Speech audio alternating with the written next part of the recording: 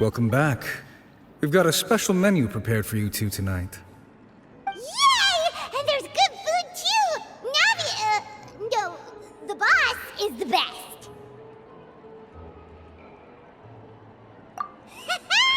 Ooh, desserts! Nice! These are all Paimon's! Paimon's already starting to forget what happened today. Oh, that voice. Is that who I think it is? Huh? It's you two. What are you doing in Fontaine?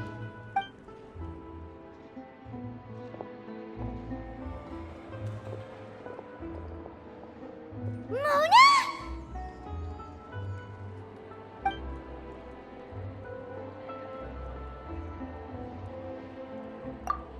Seriously, nobody just uses a scry glass whenever they've got time to just see who they'll meet on the road. Still, we didn't expect to see you here. Wait, you're not a Fontanian, are you, Mona? Well, I have some business to attend to here, so I booked a hotel in the city. I was just out for a stroll when I bumped into you. Quite unexpectedly, if I might add. Why did you think I was from Fontaine, though?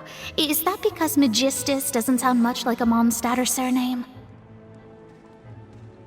Yeah, let's go with that. Well, I used to have my own surname, which was, well, some other thing. Either way, the old hag told me when she took me as her disciple that the first step to being a great astrologist's pupil was to change that name. There was nothing for it, really. She really is amazing at astrology, so I changed my name to what it is now according to her wishes. To my surprise, however, Magistus is not the name of some ancient house or clan. It isn't? Nope. Although it is used by us in place of surnames, it generally just means great. Wow! Imagine including a boast in your name. Wait, are you gonna have to put that into your genealogy as well? I reckon so. In any case, I'd give my disciple a name like this as well, if I were to take one.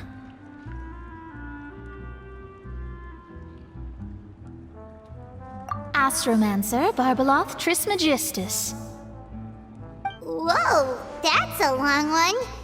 Does it also mean great or something? My name means Mona the Great Astrologist. As for the old hag, hers is, in plain speech, the thrice-as-great Scholar of the Stars. Just take it as a title specific to astrologists. Thrice as great? That's so petty. I know, right? That's just how she is. She used to call herself Magistus, actually, but when she took me in, she changed her name to Trismegistus. Talk about excessive. Magistus is thus the calling card of our school, so to speak, which makes it about the same as a surname. It's all right if you don't get it. You can look into it further should you need to study astrology more deeply.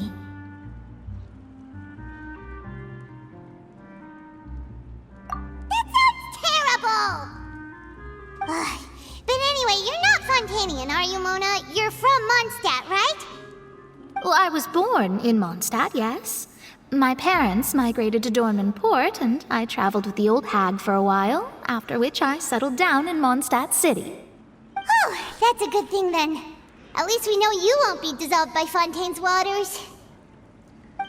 Speaking of that, I'm sure you're aware that a bunch of things have happened here in Fontaine, right? I know you're not a local, but I'd avoid getting too close to any water that looks strange all the same. There's something ominous about it. Well, the water, I mean.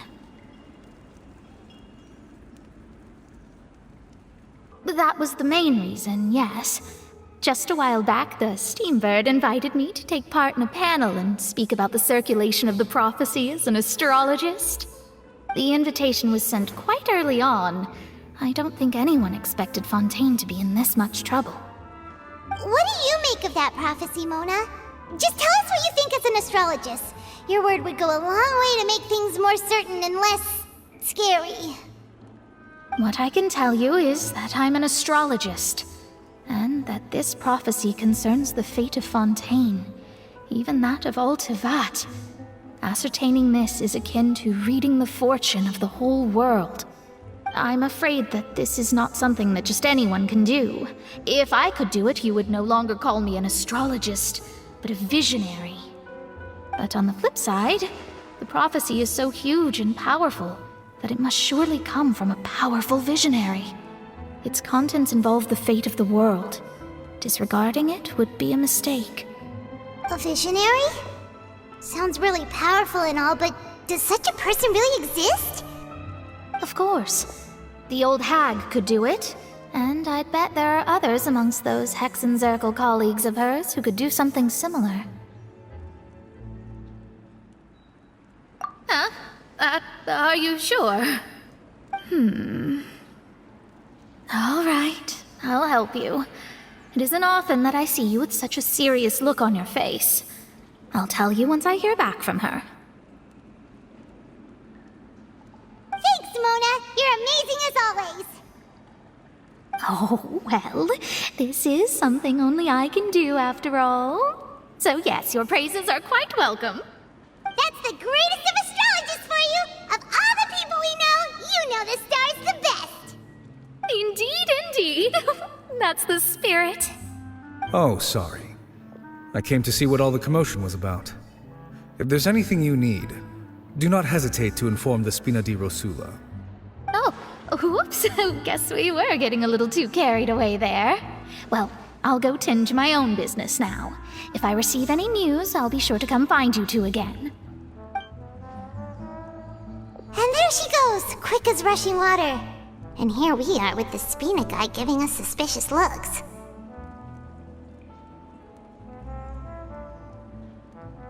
Right, but we were able to recruit Mona's help, didn't we? Our Fontanian friends will thank us someday.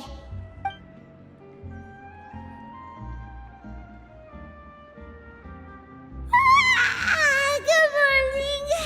To be honest, I'm still feeling kind of sleepy. But it's time to get up, Traveler. We agreed to go see Neuvillette, so let's pack it up and get going.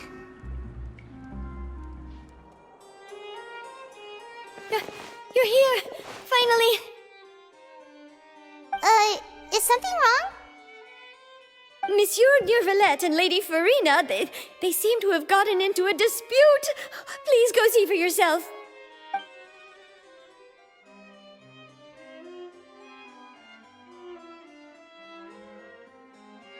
Like I said, I've already explained everything! And yet the problem has not been properly solved. There is little space for excuses between us. It is not my intention to offend you, but please, tell me where you stand. You are the Hydro Archon Focalor, are you not? Look at this. This is a list of the victims from the recent Poisson incident.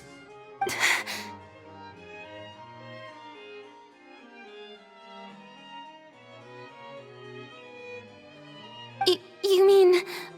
they're all...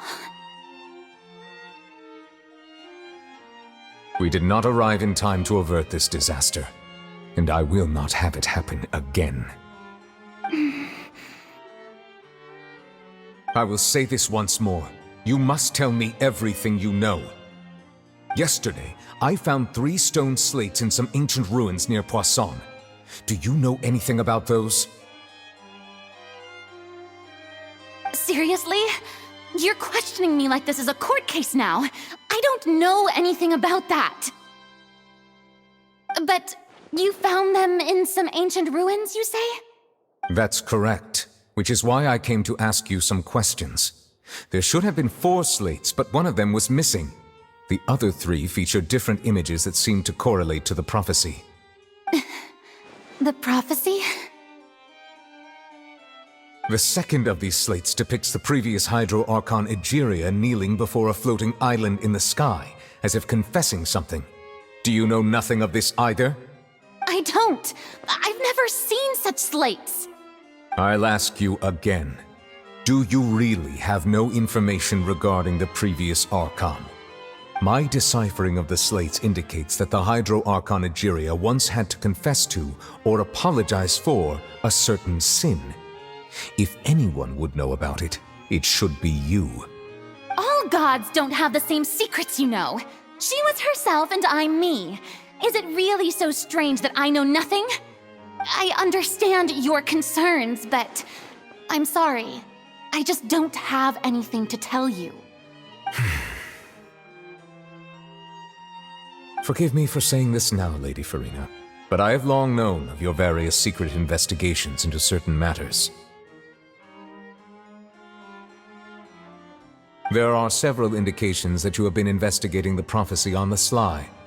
This is not strange in itself, considering that you are the Hydro Archon. But it is strange that you should also claim to not know any of Egeria's secrets, as well as do nothing following your inquiries. You have never been as superficial as you have presented yourself to be, nor are you a fool.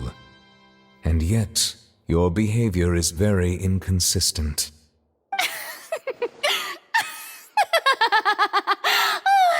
So you've been watching me all this time, have you? I didn't think you were that type. You... Well, since you know about my secret investigations, then you should know I'm actually working to take care of it.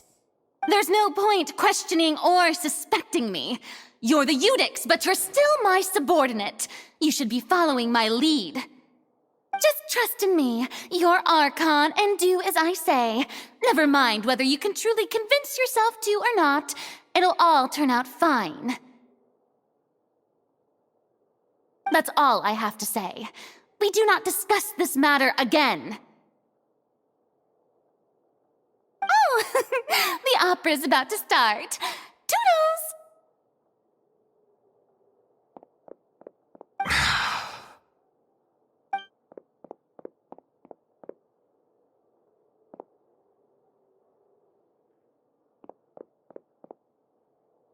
Did Farina not notice us standing by the door?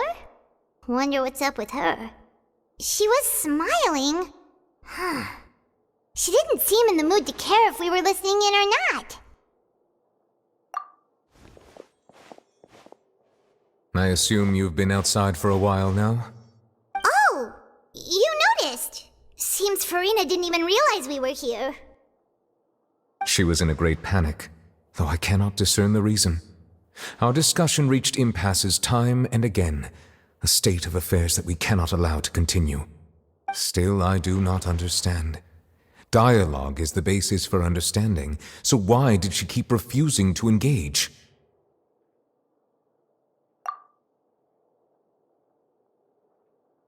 Everyone in her inner circle has noticed that she is hiding some secret. The issue is her attitude. I fear that she will not reveal anything unless absolutely forced to. We may have to create a situation in which she will have no choice but to speak. Oh? Like what? Normally, people will only reveal the truth when standing trial. Perhaps we must have the Hydro Archon experience just such a scenario. But Farina's seen so many trials, and she's really good at dodging questions. How do we make sure that she won't just slip away at the first chance she gets? We will need to consider this thoroughly, join forces with various parties, and then do what we can. If at all possible, I would prefer to recuse myself from this affair, but we must prevent the prophecy from coming to pass. This may be cruel to her, but all Fontaine is in crisis. The information a god possesses is too precious, and so we must take a chance on this.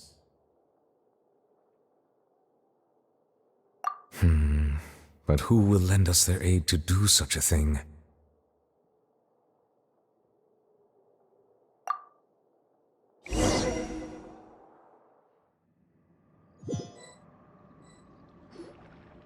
Well, that's everyone, huh?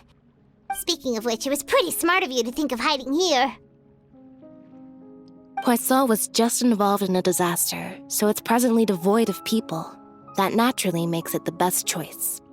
And here you are drinking tea like it's the most natural thing in the world, huh? That's what family should do. Sit and enjoy a leisurely time together. It's nice to enjoy tea here, you know? Care for a cup? Lend me your ears, everyone.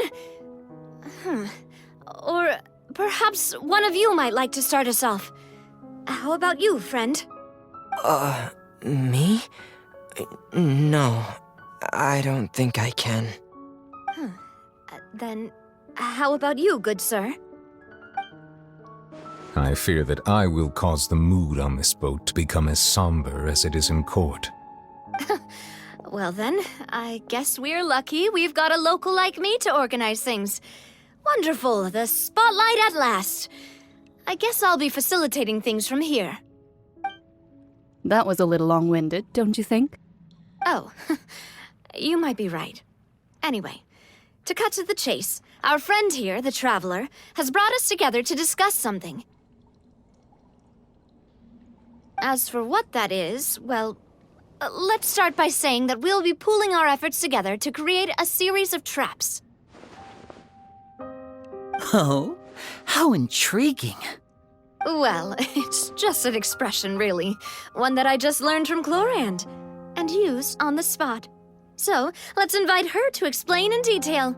A round of applause, please.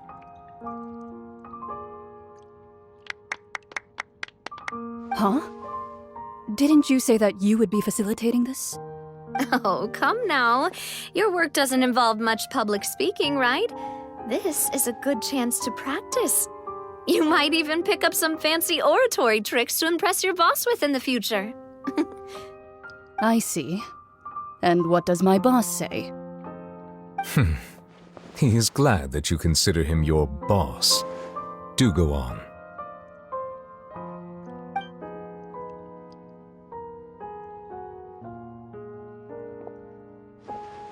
In that case, do any of you have experience hunting?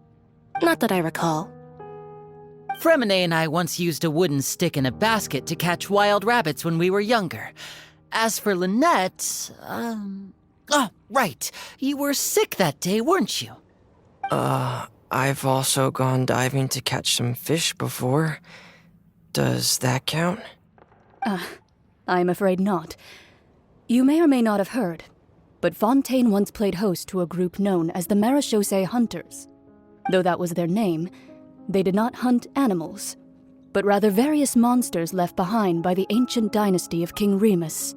Today, Fontaine's monster population has already thinned greatly, so the hunters have blended back into society, taking up arms in other lines of work.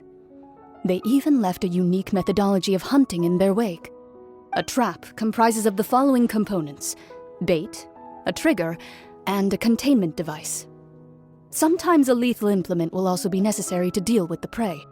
So, if we were to build a trap together, right now, what would you choose to build it with? For me, I would prefer something basket-shaped. Pigeons and rabbits will see the bait and naturally enter the snare. Our line of work requires a deft hand, and we're some of the best in the industry, so you can count on our techniques. You used some of those techniques while moving the people of Poisson, didn't you? My subordinates mentioned that you even performed some magic for the bawling children. Yes, and I even managed to gather some intelligence in the meantime. I'm quite the multitasker if I do say so myself. I'm afraid I can't claim that as my strong suit. I prefer more stable methods, like placing bait in the water and waiting for the fish to come within reach. That's the kind of method I would count on. Calm and steady. Exactly the kind of person who would catch loads of fish. And I can be their assistant. With discretion, I'm sure. I'd probably use some sort of mechanical animal. Papa once bought me some small clockwork squirrels, mice, and such. When placed in the forest, they can attract others of their kind. I remember that you liked those too, didn't you? I did. And that would be a good way to go about it. If they're realistic enough, animals of the same kind will follow them all the way to the trap. What about you, Monsieur Neuvillette? I fear I do not have any related experience. That makes sense. You usually solve problems directly, without the use of any such tricks.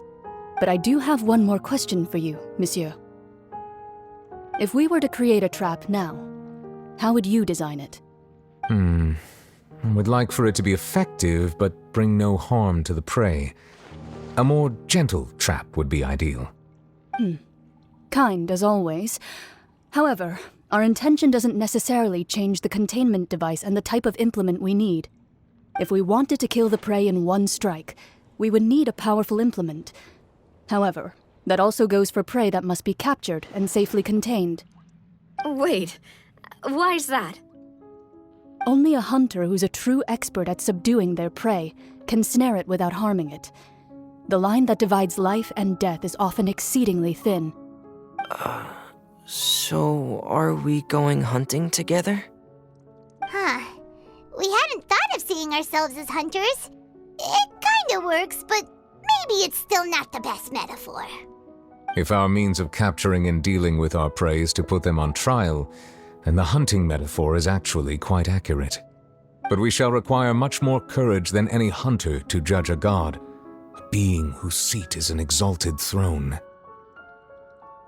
Oh, so that's what's going on. Sounds very interesting.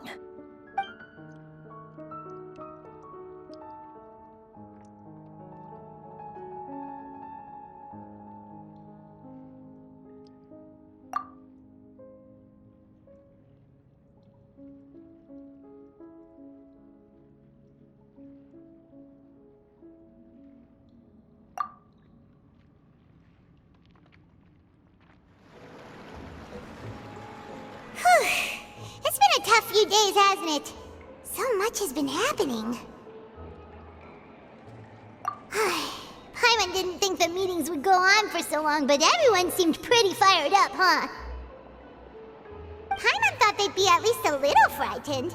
Well, Fremine was, now that Paimon thinks about it, but everyone else just looked a little surprised. Well... It's hard to say. Paimon doesn't have any experience with this sort of thing. But with you around, Paimon sure will do great. After all, you're the most reliable person in the world, aren't you? Huh? Did you just pour some tea? Paimon didn't notice you doing that at all. Then what's that? Paimon's never seen that cup before. Don't be frightened.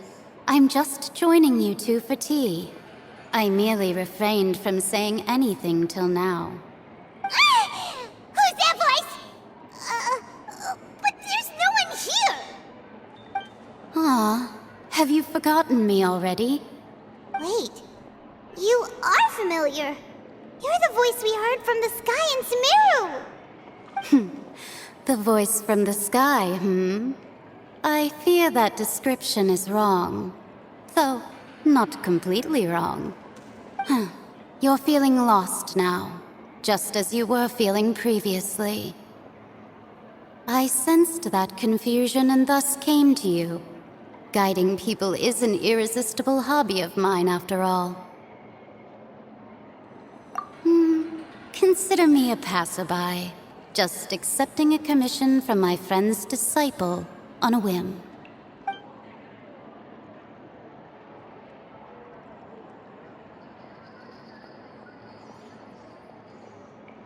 The prophecy. Yes, what has been prophesied will be fulfilled. You may view such things as the history of the future. What? Then is there any way we can stop it? I believe you have witnessed a failed attempt with your own eyes. Can everything in Teyvat so easily be changed? So you've caught on. Just as prophecies are usually only the future as seen from the perspectives of the gods, could things be happening in hidden corners where the gods' gaze does not fall? Are the things that you shall see different from the fate that the gods perceive?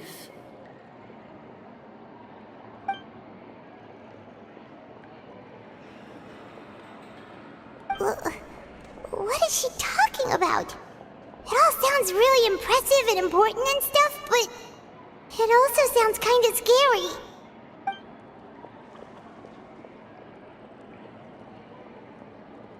believe that you understand, right? Some things are insignificant, but others you must reach out to change. Ultimately, fate shall serve as your only guide, no matter what will happen in Tevat's future. All you need to do is to play your part. This was good tea, by the way. Thank you for your hospitality. Well, that'll be all for today. The voice. It's gone.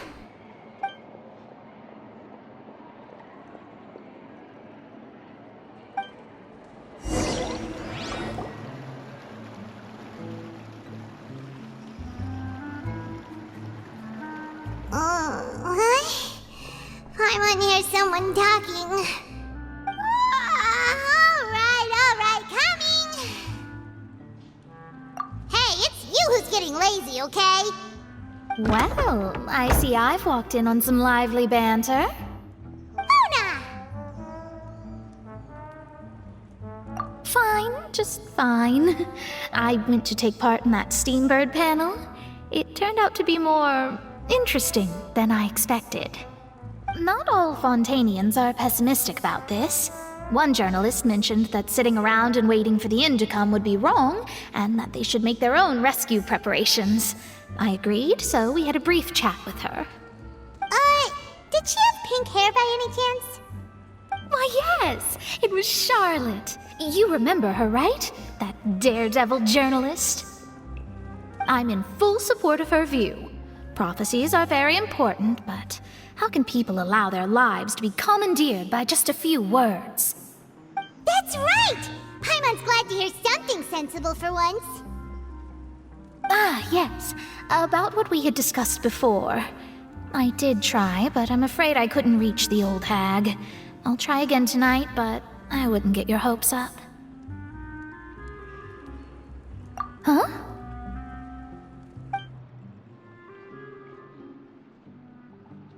Goodness gracious. Are you serious? She said that even the god's gaze has blind spots. Pretty bold if you ask Paimon. Most people would believe the gods to be all-knowing, right? The Hexen Circle members are certainly anything but ordinary. As for the mage named N, the old hag has mentioned her a few times. She said that N's sense of direction is incredible, and that she loves guiding those who are lost. But I've never met her, and if she were still alive, she'd be... Well, suffice it to say that the hag's at least a few hundred now, and N's been around for longer than that. Whoa. The Hexen Circle sounds like a scary group. But they must really stay in shape to live so long. Their abilities alone are pretty terrifying. If she came to see you personally, then the problem you're facing must truly be of great importance. Well, it's not like Paimon could understand anything she said. Yes, she was quite cryptic, but I suspect she means that there is still a way to turn things around. She didn't say when or what that would be, though, so... Perhaps it is something that you cannot know right now.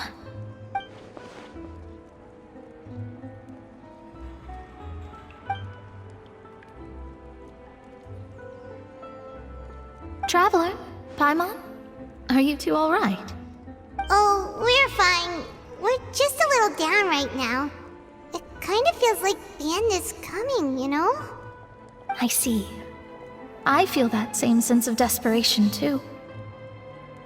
I guess you could consider me someone who has often witnessed fate. So far as I have seen, it cannot be swayed. But even so, I still hope for, and believe in, miracles. Astrology is eternal and rational, but fate may not be.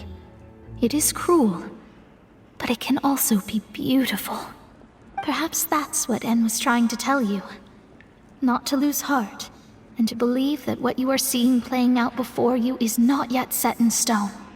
I did originally think of steering clear of all this, but I couldn't. Even if this is all futile, I still wish to help everyone. If we don't struggle to the last, then how can we face the end when it comes? Huh. You do have a point. There I go, talking about astrological principles again. Sorry about that. The moment I start talking about work-related stuff. I need to get going. It was worth trying to comfort you, even if only a little. I believe that you'll help those who are struggling in the same way I did. I suppose that might be why we always seem to meet by coincidence. Paimon feels kinda moved by what Mona said, but also kinda sad too. Hey, Traveler, Paimon suddenly feels like going outside for a walk. Let's go! Huh? Our names are written in this newspaper. What's going on? Let Paimon see!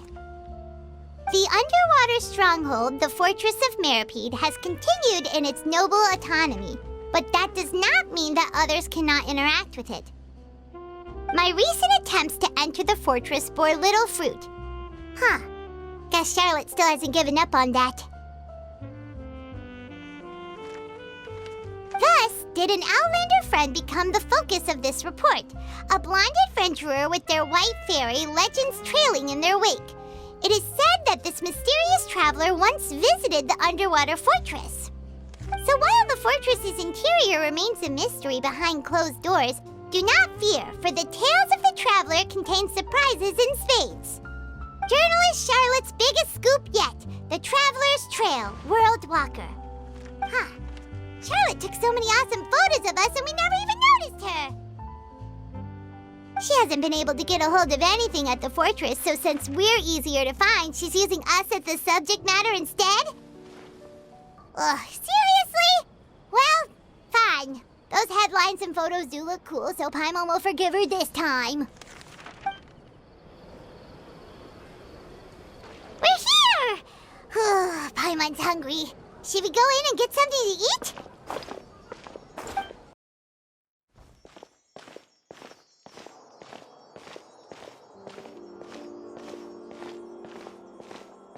Hey, quick! Look! That's the limited edition, only 16 slices a day cake! It was so delicious the last time we tried it! Despite the tense situation we were in, let's give it another go! Paimon's sure it'll be great! One slice of cake, please. Someone showed up after all!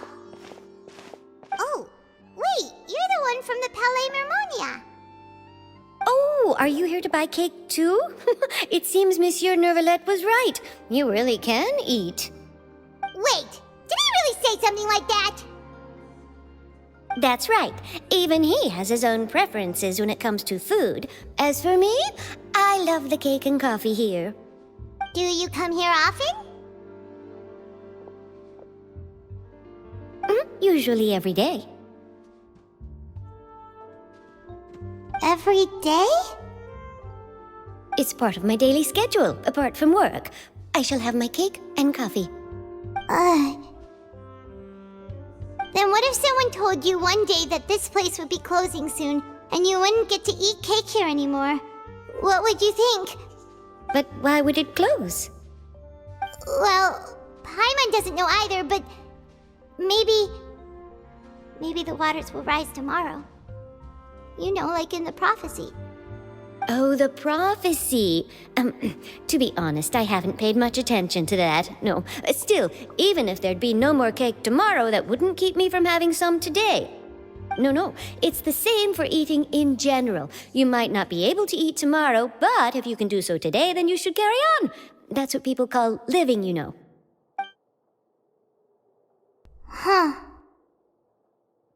Don't be sad. Excuse me, could I have 2 more slices of cake to go?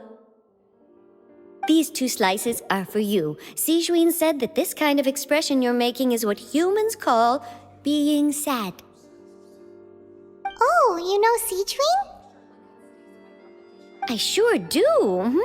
She was born before me, and she sometimes comes to the surface to teach us things about humans.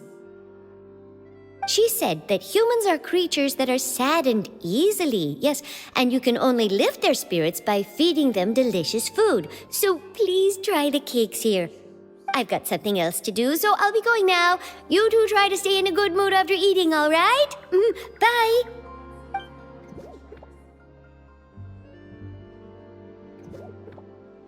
And there she goes. All right, let's dig in. Paimon's sure this cake will be delicious.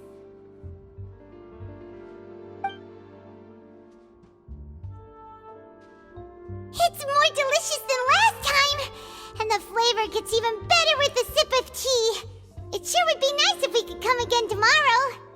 Sure would be nice if we could always eat delicious food here. Wow! If it isn't the Traveler and Paimon! Oh, have you seen the article I wrote about you? Ha! You've got some nerve! You just used us to make some quick mora! Oh, you needn't worry about that. I heard that you were in Poisson some time back, so I sent you a letter to discuss just that. It appears you didn't receive it, though. It's all right, though. I've set aside the amount intended for you. I've even set the table with some food. Really? Oh, you're the best! You're almost a little too easy to win over, Paimon. If I were a journalist with ulterior motives, you'd be in trouble now, you know. Oh, Paimon knows you're not like that. Still, what brings you here all of a sudden? Were you looking for me? When Mona mentioned you, we thought of coming to see you at work. I see. It seems you've already bumped into Mona here in Fontaine. So she mentioned me? What did she say? She said that you're a real daredevil of a journalist. Nice. In which case, can this daredevil journalist dare to request an exclusive interview with the legendary Traveler and Paimon? Huh? So your article in the paper today doesn't count? Oh, of course it doesn't. That was more like live photography. What I'd like to do is dive deeper and ask you to talk about the things you've seen and experienced. Yeah, are we even qualified enough? Why not? If I say you're worth an interview, then you're worth it. But not right now, of course. I'll need a few days to prepare. Oh, in that case, we'll just chat when you have the time then? Oh, so that's a yes? Ooh, splendid! I'll tell the editor-in-chief immediately. I'll have to apply for lighting, a venue, some props, and... Whew, so much to get done now. Talk to you later. Wait, Charlotte, Paimon's still got a question for you. And what's that? If, just for example, Fontaine were to be flooded tomorrow, what would you do today? Huh, that's the prophecy you're talking about, isn't it? I mean, I do hear about it often, but I've never once thought that the day could be tomorrow. If you're seriously asking, then I might try and think of a way to leave Fontaine. Oh, but I'm still a journalist first and foremost. That means I have a duty to be reporting from the scene. And secondly, I wouldn't forsake my homeland that easily. From what I've seen, most people don't know what they'd do should the worst come to pass. In truth, it might be better just to behave like normal rather than worry over such an end. So in all likelihood, I'd probably still be prepping at the office for that interview of ours. I know what you're thinking. That sounds a bit sad, but I've always believed that it's best to do what you enjoy. Just think about it. If this nation really were to be suddenly destroyed tomorrow, but I still successfully finish an exclusive interview with a truly unique person, then the story I would wind up writing would truly be timeless. And then do you know what I'd do? Well, I'd write that story, send it for printing, and use messenger pigeons to get copies out to the various nations as soon as possible. I'm not a dreamer, nor am I a workaholic, but I do love my job, and I'd be proud of leaving such an article behind. I guess you could say that I was born to be a journalist. But anyway, that's my answer. And on that note, I'll get back to my preparations.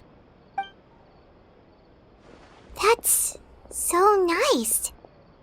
All of a sudden, Paimon actually kinda envies her. Anyway, let's go and take a look at the sea, shall we? The sea breeze and scenery can be a pretty soothing combo, huh? Paimon's been thinking. If it wasn't Fontaine, but all of Tevat that would be destroyed tomorrow, Where would we go and what would we do? No, Paimon should ask, if you could choose, what would you like to do?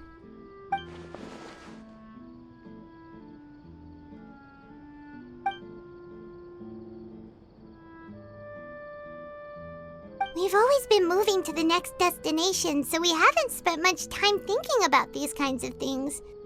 We didn't have to either, with us always being on the road and whatnot. You mean, still traveling? Huh. Wait, isn't that what we've always been doing?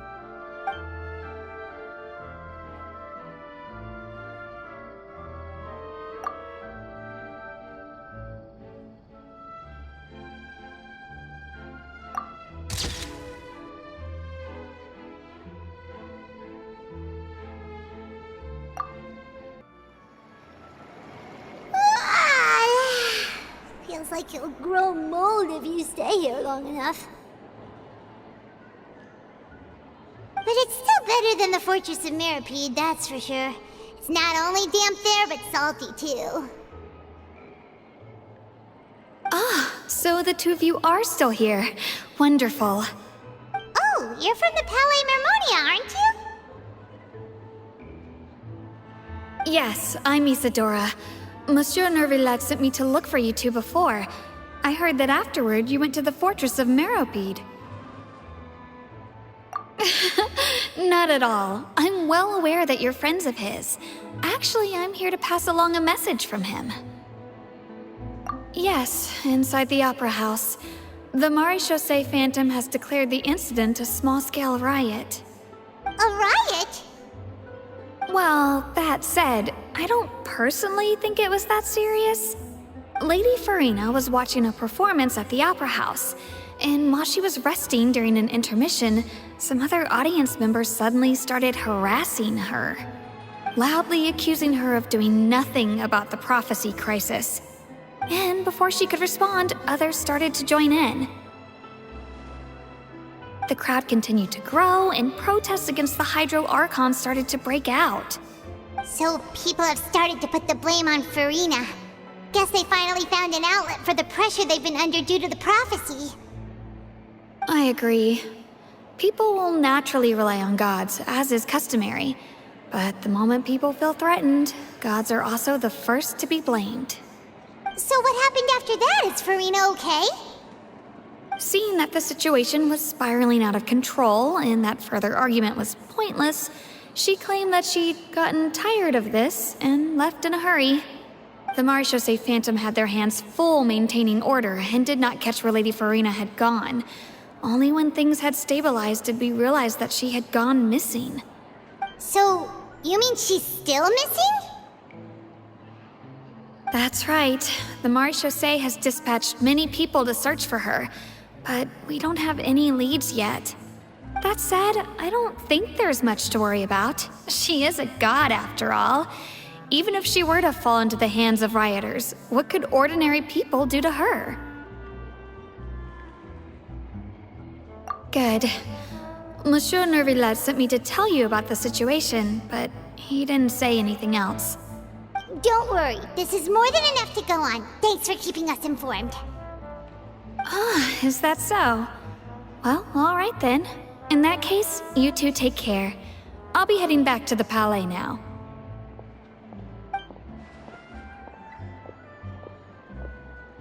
Well, sounds like we should hurry over to Poisson then. If we know Farina, she won't try to fix things in this situation.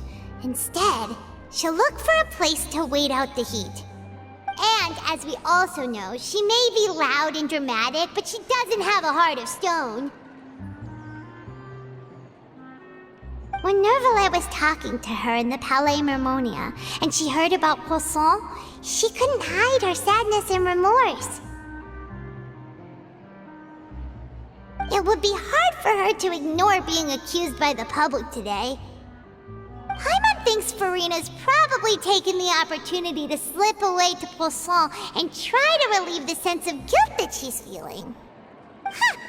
Well, what do you think? Paimon Paimon knows the answer, of course, but Paimon can do the analysis to back it up, too. Cool, huh? In that case, there's not a moment to lose. Poisson, here we come!